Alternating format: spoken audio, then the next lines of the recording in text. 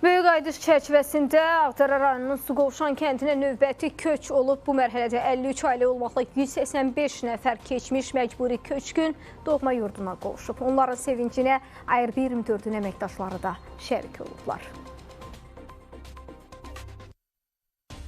İşğaldan azad olunan ərazilərə qayıdış davam edir. Ölkənin müxtəlif ərazilərində yataqxana, sanatoriya və inzibati binalarda müvəqqəti məskunlaşan ailələrdən ibarət növbəti köç karvanı Ağdərə rayonunun Suqovuşan kəndinə yola salınıb.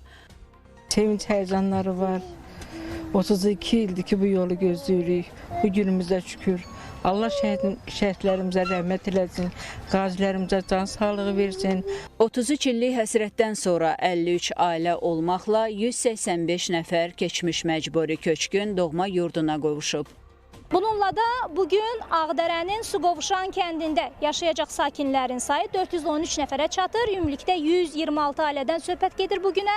Yaxın vaxtlarda növbəti köçdə olacaq.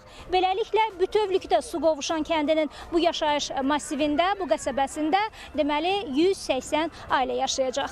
Buradan elə bir oğluma, qızıma, iki oğlum, bir qızıma ev verilib.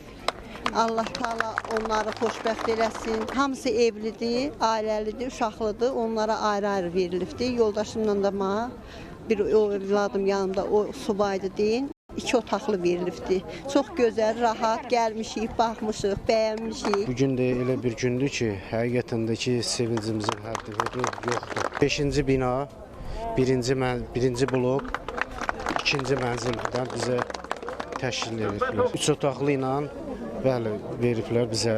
Çox gözəl, çox şəraitli, hər bir şəraiti var. Birazdan sonra da bəli, yüklərimizi boşalacaq. Maşın da təşkil ediblər. Çox səliqəli, kömək də veriblər. Səliqəli, sərbəst şəkildə hər şey yüklərimizi yığmışıq.